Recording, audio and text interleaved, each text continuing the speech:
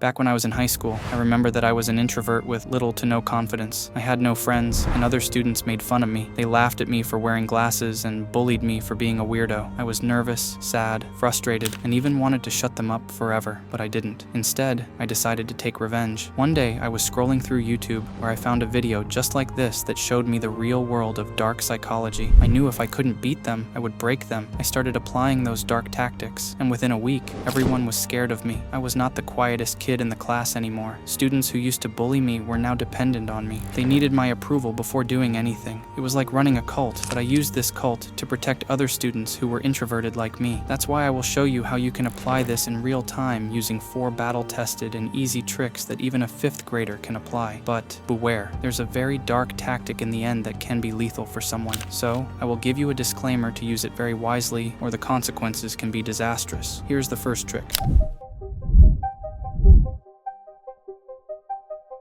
Controlling others is very simple. You can conquer them with ease. You can hijack their brains without doing anything. But the hardest thing is conquering your own mind. You start your day thinking that today is your day. But let me tell you, it's not. It's the day of your distractions, craving, and harmful dopamine. Do you think you are really a man if you can't even control your emotions? You scroll instead of focusing. You react instead of calculating. And the worst part, you let your heart make the decision and not your mind. Be honest and ask yourself, when was the last time you made a decision without emotion? Let me guess. You make a decision when you're angry or sad. You don't sit and think from a different angle. You make decisions depending on your mood. That's why you need to start with this. Kill the noise, delete the distractions, and choke your emotions. You need your mind to make decisions, not these things. Here's your daily exercise. Whenever you feel triggered, write what it is. It will kill 50% of the problems. Every time you decide to make a decision, see both sides of the coin first. Cut the stimulus that prompts you to take actions like blocking notifications, staying away from friends who always want to party, and unfollowing the hoes you see on Instagram. But what happens after you start controlling your mind? Will you become a better person? Probably not, because you are just so predictable. Everyone can see right through you because they are cunning and you aren't. So, you need to follow trick number 2.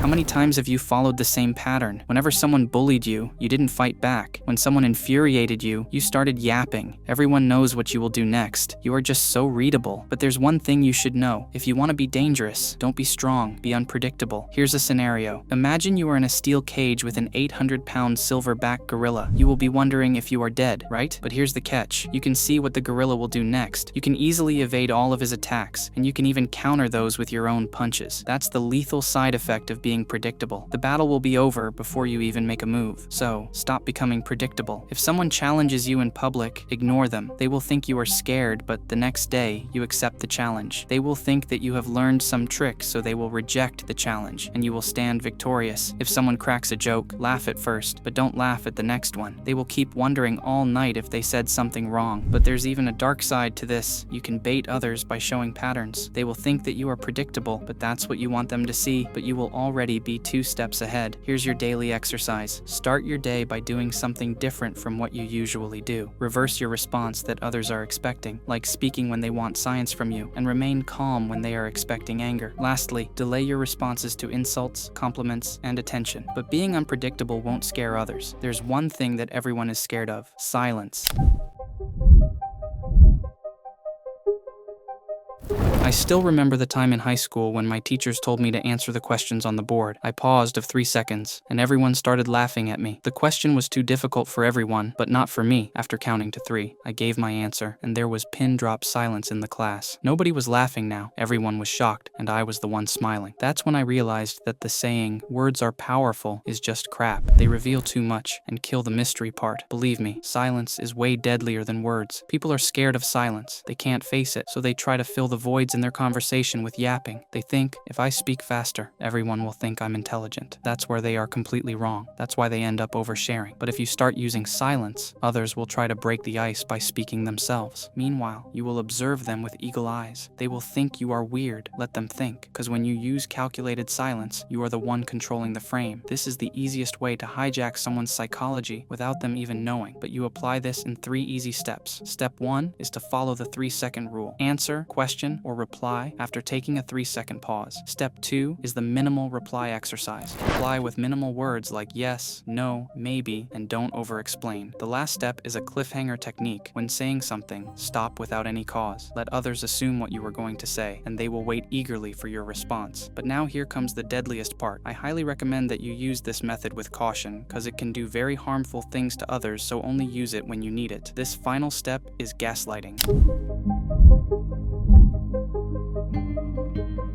This is not a joke, but something dark. This is not the TikTok version, and not buzzwords filled with nothing concrete. This is the real dark side of psychology. In 1944, a movie was released where a man wanted to get rid of her wife by calling her insane. So, every day, he would break things at night, dim the lights, and the next morning, he will blame it all on his wife. The woman slowly started getting insane, and used to forget things. Slowly but surely, she became insane, and the man succeeded. That's why you need to be very cautious. If you want someone to depend on you, start by comforting them. Be there for them in their lows and highs, so they think of you as a trustworthy person. After that, you need to show them that they need you. Tell them you are smart, but don't you overthink a lot. They will start questioning themselves. You give them support, but just enough to keep them coming back. You give them ideas, but just enough execution that they need you. You cover their wounds, but don't heal them. Once they start trusting you, start planting the seeds with repetition. This is what the cut leaders do. They isolate, confuse, and tell others. Only I'm the one who can help you. Here are 3 actionable steps. Create uncertainty gaps, like ask them, are you sure? Will this work? After that, give partial knowledge. Only 20% of your knowledge will keep them coming back. Lastly, start by acknowledging them and end with an undermining statement. You are smart, but you were wrong back then. They will look for your validation, and you have won the game. Even after combining all of these things, there is one thing that is more powerful than all of this: the art of observation. If you want to master it, click the video right here and subscribe for more dark tactics.